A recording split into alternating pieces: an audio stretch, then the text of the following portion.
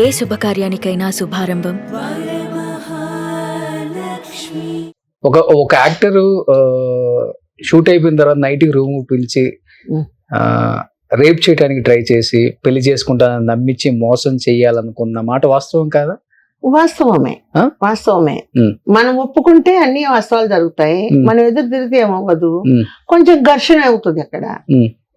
వాళ్ళు ఏమైంది మరి ఆ రోజు? ఏ రోజు అదే ఒకసారి అట్లాగే నన్ను ఒకరు పిలుస్తున్నారని చెప్పేసి ఇది చేశారు. అప్పటికి ఇంకా ఇంత మెచ్యూర్ అవ్వాల నా బ్రెయిన్.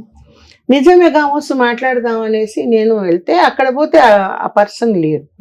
అది నేను పేరు చెప్పను కూడా. సో ఆ పర్సన్ లేనప్పుడు ఆ కీచులాట జరిగింది. వాళ్ళు తాగి ఉన్నారు, నేను తాగలేదు, మనకు ఆ డ్రింక్స్ అలవాటు అప్పుడు లేదు. అసలు ఆ కీచులాటలో ఇది చేసేటప్పుడు హ్యాండిల్ తీసుకొని వచ్చేటప్పుడు హ్యాండిల్ ఇక్కడ ఇదైంది, ఆ ఫోర్స్ లో అయ్యి బ్లీడింగ్ స్టార్ట్ అయింది. ఓకే. దీనికి ఆ బ్లడ్ ఎప్పుడైతే చూసారో అప్పుడు వాళ్ళు ఇదయ్యారు. నేను ఆ దీంట్లోనే వచ్చేసి ఇట్లా ఇది అవుతుంది అని పక్కన ఉంటారు కదా, వచ్చేస్తే హాస్పిటల్ హ్యాండిల్ ఫోర్స్ గా. ఓకే, అంటే రేప్ చేయడానికి ట్రై చేశారు. అంటే పట్టుకొని లాగడానికి ఏంటి, వాడేనా మొగోడు, మేము మొగోడు కాదా ఉంటారు కదా, తాగితే ఏం మాట్లాడతారో వాళ్ళకే తెలియదు. ఓకే, గీచురాట్లో కొంచెం ఇది సో ఇట్లాంటివి ఎన్నో దాటుకొని వచ్చేసారు. అదొకటే first and last. Okay, first and last అదే. తర్వాత నాకు ఒక బాడీ గార్డ్ వచ్చేసాడు. సో ఇండస్ట్రీలో ఒక చేదు అనుభవం అంటే అదే. అదే.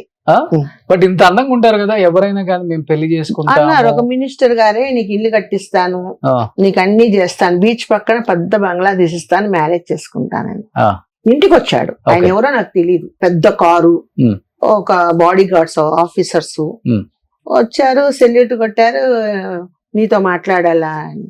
నాతో ఏం మాట్లాడతావు? అప్పుడు కొంచెం పొగరంటే ఒక అల్లారు ముద్దుగా పెరిగాను, ఎవరిని కేర్ చేయను, ఏమనంటే పీకడమే, రాయలసీమ పీకడం అంతే. అట్లా దీంట్లో ఉన్నప్పుడు వచ్చాడు, వచ్చి మ్యారేజ్ చేసుకుంటాను, నీకు ఇల్లు కట్టిస్తాను, అన్ని చేస్తాను అని పాపం అడిగాడు. నేను మ్యారేజ్ చేసుకోవడానికి అక్కడి నుంచి నేను రాలేదు, ఒకసారి సినిమా మేకప్ వేసుకున్నాను, నేను సాధించాలి ఇందులో అనేసి. అంతే.